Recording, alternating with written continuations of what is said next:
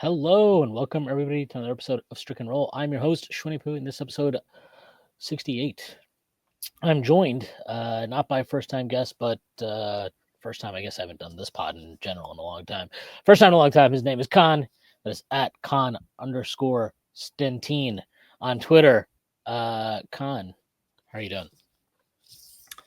I'm good. Jalen Brunson has once again saved my life. It seems to be a weekly occurrence, and I enjoy it quite a bit. Jalen Brunson saved your life. Mikal Bridges saved your life. What a time to be Yes. alive. We're not here to talk about that. We're here to talk about some of the worst trades over the last decade in NBA history. But before we do that, I do have to make a few announcements. First being that Strickland has a YouTube channel where you may be watching this podcast. If you are and not done so already, please like, subscribe to the channel, leave us a comment. That'd be a huge help to us. Strickland also has merchandise, which you can find on our website at www.thestrick.land. There's a link that'll take you to the store, and there's all kinds of cool stuff on there, like t-shirts, sweatshirts, hats, coffee mugs, water bottles, you name it, we've got it. The Strickland also has a Patreon, which you can subscribe to. There are a number of different tiers. There's a $6 tier that gets you access to Pod Strickland, the podcast that I host every Friday at the Prez. You also get access to Takes from Obvious Bozos, a podcast hosted by Andrew Steele, aka Doug, along with Zach Ladder. And you get access to the Strickland Discord, where the conversation never stops. There are further tiers. There's a $9 tier that gets you access to Strick and Roll, my solo pod, this pod, where I rant for about the next even more. You also get access to one from premium articles by Matthew Miranda, one of the best in the business. And you get access to Strictly NFL, which you guessed it is a podcast about the NFL that is hosted by Khan and Desmond Novak. There are further tiers. There's a $15 tier, $30 tier, $50 tier, and $100 tier. It's going to a variety of additional benefits, like listening on our pod recordings, merchandise discounts, and even potentially hosting a podcast alongside yours truly one day, whether you choose to subscribe or not. None of this would be possible without you. And none of this would be possible without BetOnline. BetOnline is the world's most trusted betting platform, your number one source for online betting in 2025. Whether you're a seasoned fan or a first-time bettor, BetOnline is your ultimate game day companion. With the largest selection of odds on everything from NBA and college basketball to the NHL and UFC, BetOnline continues to be your number one sports betting source. From every three-pointer to hat trick, BetOnline has you covered with odds, stats, and more for every game, every play, and every win. BetOnline, the game starts here. I was like debating what the worst trade and all that stuff was. There have been a lot of bad trades in NBA history. Shockingly, what I would say is that over the course of the last decade, the Knicks have not made one of the worst trades in the NBA during that time. They narrowly avoid the list based only on time. The Andrea Bargnani trade has now aged Raise out the of the last. banner. Yeah, it has exited the building, so can't pick that. That was a terrible, fucking awful trade for the Knicks. And aside from that, they've had a couple bad ones, a couple ones that weren't great, but they've not had anything that rises to the scale of awful, atrocious, bad, seismically bad, as we have seen from many other teams over this decade. So shout out to the Knicks for that. But Khan, I will let you start. And look, Okay. I'll just let this be. This will be subjective. You Yeah. can feel a trade is bad for however you want to judge it. We can talk that stuff through. Because I have one that I think is pretty easily the worst trade. That I don't know if a lot of people would agree with. Anyway, go ahead. And to be clear, we're not going like my first selection is not going to be the trade that I think is the all-time worst trade. Like I'm just going to go through a list of trades that I generally think were bad.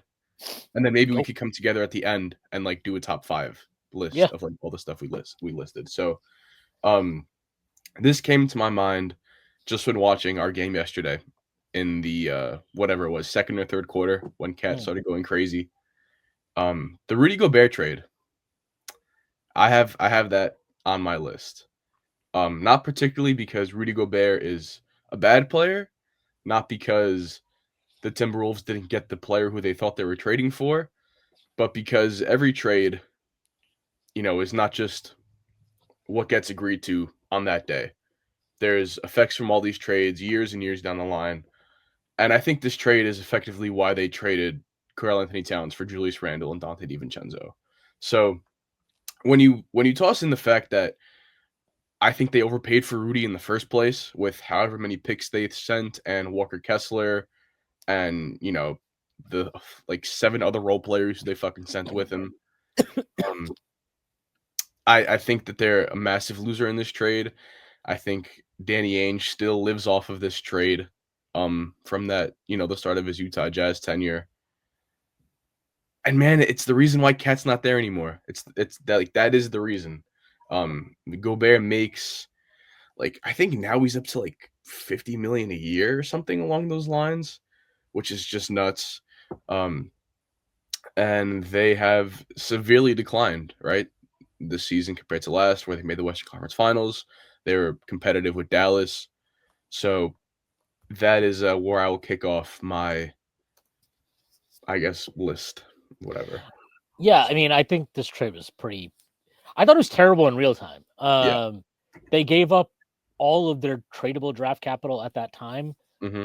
for Gobert. They gave up guys that, they haven't gone on to be anything spectacular since then, but guys that were in their rotation for him, like Beverly, Vanderbilt, and I don't know. I just and they gave Walker Kessler, who look, he's not what Danny Ainge pretends he is every time he listens to trade offers for him, but he's a pretty good rim protector. And if your entire goal was all right, we want to be able to play Cat next to somebody who can anchor the defense, you drafted that guy. You drafted that guy. You didn't need to trade all of your picks for, I think at that time was a 31-year-old center, Rudy Gobert, who is obviously forgetting that he's extremely unlikable as a person and personality. Forgetting that, leaving that aside, he's obviously a very good player. He's obviously an elite rim protector, but he is a zero on offense. He is a total zero on offense.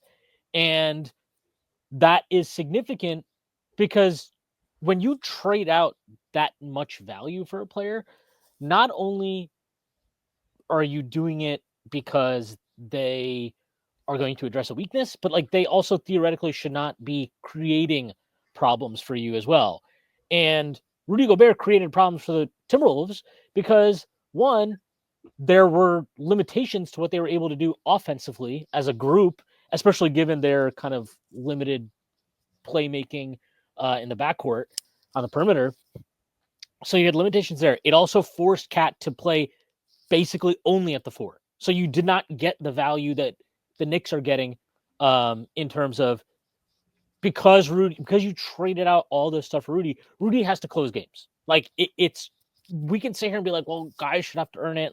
That's not how the NBA works. That's not how anything works. If you pay fucking that much for a player, you're almost obligated to make it work.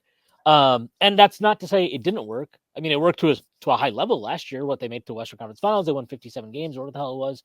They were obviously very good. But you traded for this guy in the same offseason that you signed Cat to his Supermax extension. So you have to know what the cap situation is going to be. And you can say, well, we didn't know about this second apron coming in and blah, blah, blah. Sure. To some degree, that's true.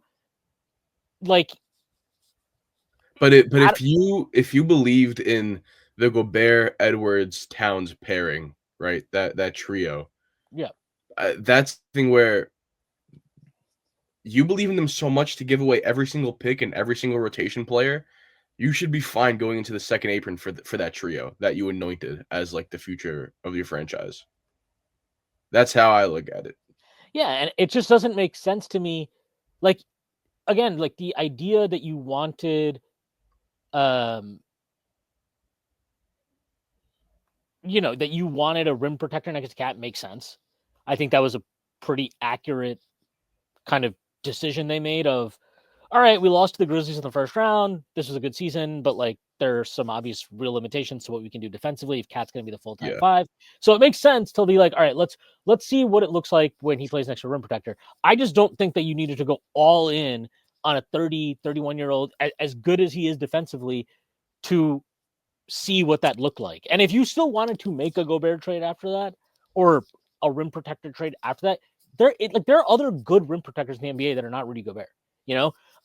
So I don't get that. I'll never really understand it. I think it was super rash, and it cost them Cat in the long run. And I think it also cost them, like it just limits your flexibility to build around Anthony Edwards in the long run. And because of the kind of cap crunch they found themselves in, they also were almost and not even that. Once you trade out that much shit for Gobert, they have to extend him. So they gave him the extension this past year, and that might be one of the worst contracts in the fucking. I mean, that's like not a great contract. I'm not going to say it's the worst contract in the league or anything like that, but I have a hard time believing there'd be a bunch of teams lining up to like give you real value back for Gobert right now. So it was a bad trade in real time. I think it's a bad trade now, and that is in spite of the fact that the Wolves are clearly a good team. Like they're clearly a good team, and Gobert is part of that. But it's hard to me. It's like the same. Like we'll revisit this stuff with the Mikal Bridges trade at some point in the future if the Knicks are never a true contender, because you can't trade out what we traded out for him and not be a true contender. So we'll see what happens with the Knicks too in the course of the next couple of years. But for me, it just feels like if the Wolves had a window, it was going to be in that first 2 or 3 years after the trade. And I don't know, like they're definitely still good, but it does feel like the window, at least for the time being, has shut on them being a title contender. So I totally agree with this. All right, my not my first pick, but a trade that I think is obviously terrible. Hold on, I gotta pull up the details here. The Nikola Vucevic trade. I was gonna say that one too. From Orlando to Chicago. This trade, I hated this in real time. I did not understand. And when this trade was happening, all I remember is like people, Bulls fans, and just like NBA analysts at large, like giving the Bulls credit because they're like, well, they have to go for it. They have to do something. And They I'm like, want to win. They yeah, want to win. like they like pick a direction. And I'm like, well, the direction is stupid because the trade they made is they traded the Bulls acquired Nikola Vucevic and Al Farouk Aminu for Wendell Carter Jr., Otto Porter Jr., and 2 first-round picks, both unprotected. The 2021 first-round pick ended up being Franz Wagner, who is fucking awesome, and the 2023 pick was Jett Howard, who is decidedly not awesome. But I thought this trade sucked, and it made no sense to me. The underlying logic of this trade was, well, you have Zach LaVine, he's very good, and if you don't make moves to put actual, try to win basketball games with him right now, then he's going to ask out.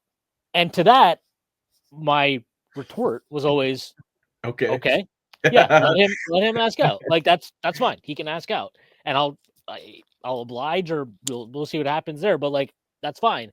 I did not get this trade. Vucevic is a good, solid pro. He is not a good defender. He is not an elite offensive player. Like he's a good offensive center. He's a skilled offensive center. He's not an elite one. He's a bad defender. He is, again, and if you're a center, he plays one position. You can't play him at the 4. You can only play him at the 5. Zach LaVine was also a minus defender. I did not understand this trade at the time. You gave up 2 unprotected picks to get this guy. And then then the craziest part about this trade, they made this trade when they were sitting in the fucking lottery. Like they were outside of the playoff picture. Yes, they were in the play. This was the play-in race, right? That they were like. I don't even think if I remember, I don't think the play-in existed this season. I think it was the following year that was the first year of the play-in. That makes it even worse. So I just don't. I'll never get this trade. I'll never get it. I thought it was dumb in real time, and they also Wendell Carter Jr., who has had his own issues in Orlando, and is not, some amazing player or anything. But like he's fine. Like he's solid, and just giving up him and 2 unprotected picks for Vooch, I don't get it. Thought it was a bad trade, and it led to them making another bad trade in the summer where it's like, oh, we got to try to win now, so let's trade out 2025 top 10 protected pick for DeMar DeRozan, and it's like you put together a group of 3 guys who are all talented players, but none of them are good defenders, Yeah. and they're all very much like, and it just didn't fit. It never fit that cleanly together. They had one half of a season where they looked good, and then as soon as Lonzo Ball got hurt, it was like there's nothing there. That team was Yeah. completely mediocre from that point forward. They have a sum total of one playoff victory in the time since making this trade. They've made the actual playoffs once Yeah, not in a that series time. victory, not Yeah, a game victory. a game victory. They've made the playoffs once in that time, and yeah, I mean, again, they gave up another. The 2023 pick ended up being a lottery pick as well. So this is just a complete failure of a trade. It was stupid at the time. It failed on logic and reason at the time, and it worked out exactly how I thought it would probably work out. I think Wendell was a top 10 pick, right, in his class? He was a fourth overall pick, or Fourth, no, yeah, sorry, seventh overall pick. 7th overall. Okay, so between that, I think Franz was also a top 10 pick, if I remember correctly, Yes, and then Jet Howard, I think, was the 10th pick. So 11th. 11th. Okay, Franz was it, sixth.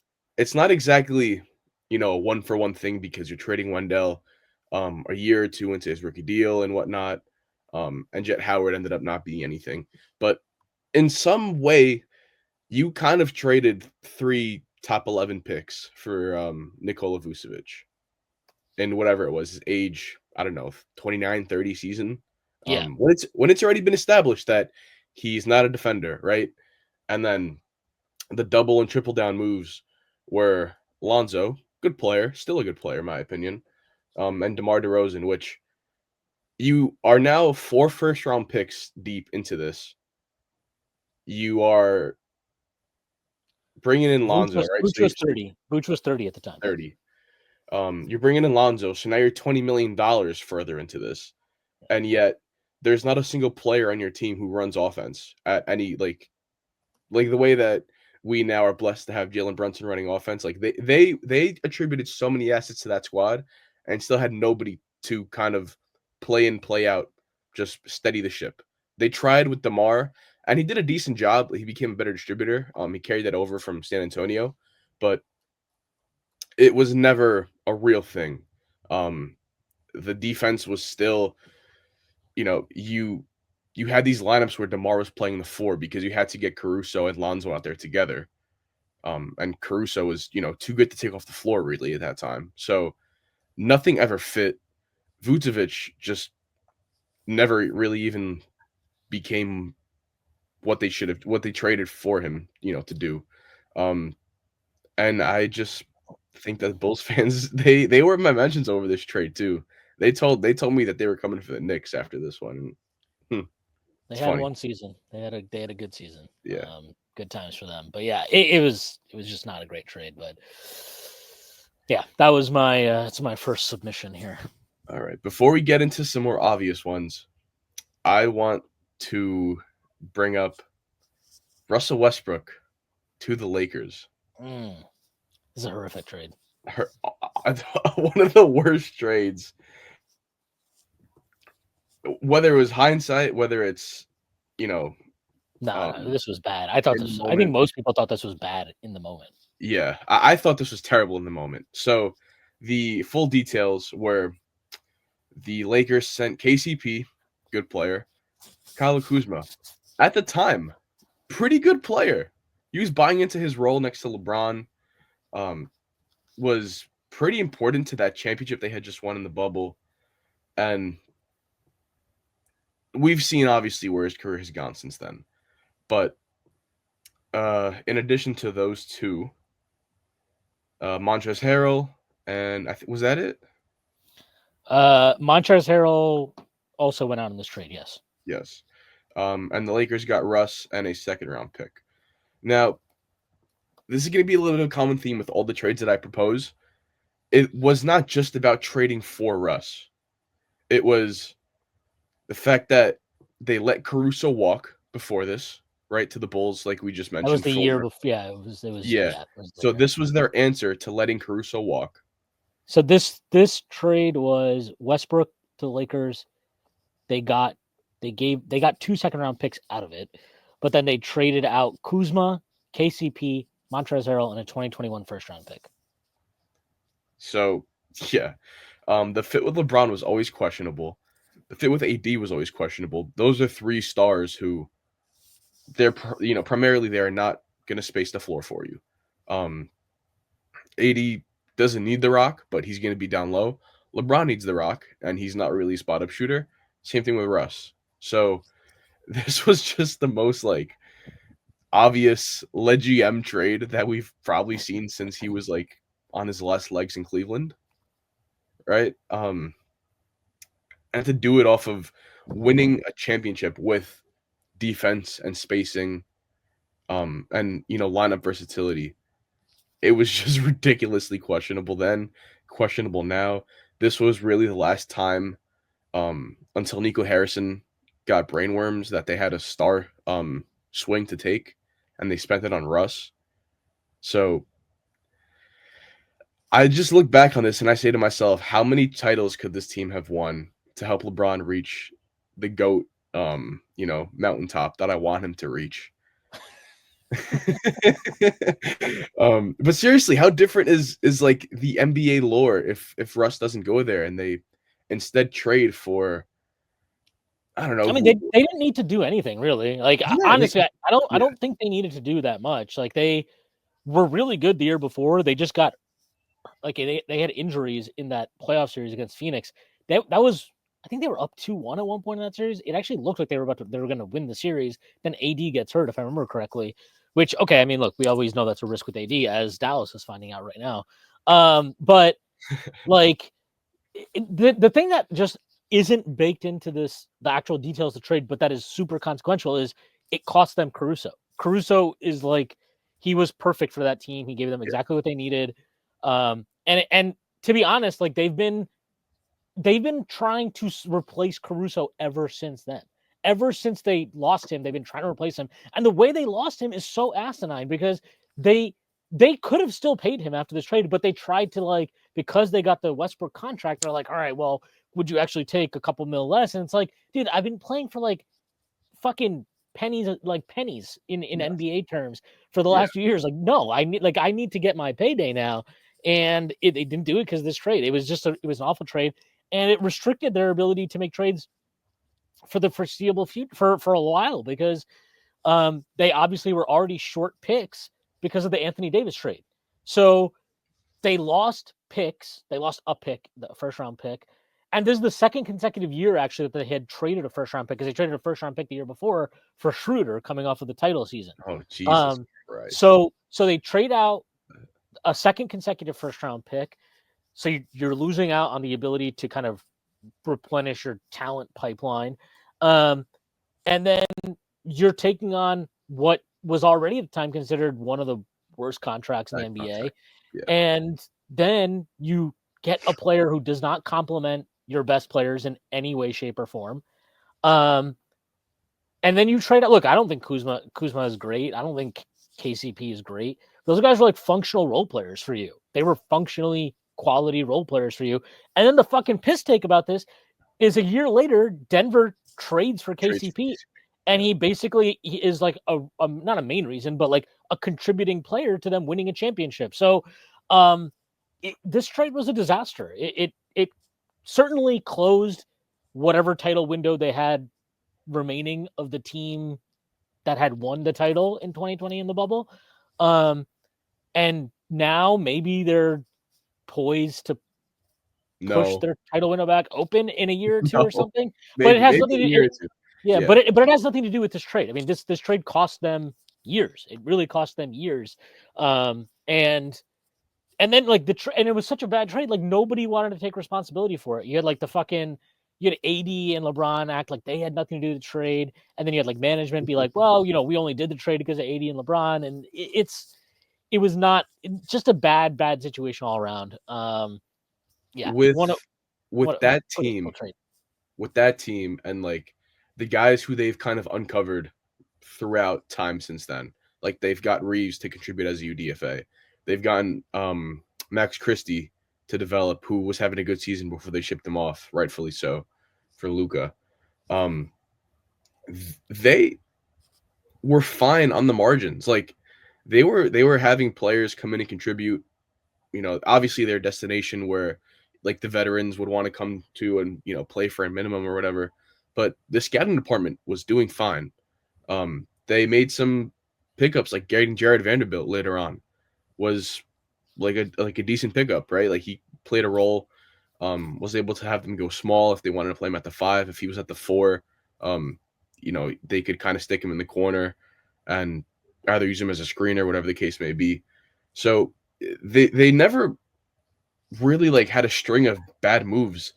This was just the nail in the coffin for the entire like next 3 seasons.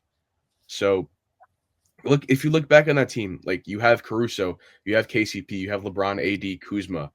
Um, they also had the Zubac trade from a little bit further back too in terms of the Clippers, but that was before LeBron got there, I think. These guys would have had a window that entire time with how they've developed subsequent additions through the UDFA pile. This was never necessary. And it especially was never necessary when like Caruso was developing as a ball handler and he was going to be able to take on those 14 minutes where LeBron is on the bench. And this is ass backwards from the time that it was made to now. I remember on Twitter there was a lot of people who were like, "Dude, Westbrook and LeBron, this is fucking crazy." Like, shut up, man. Stop.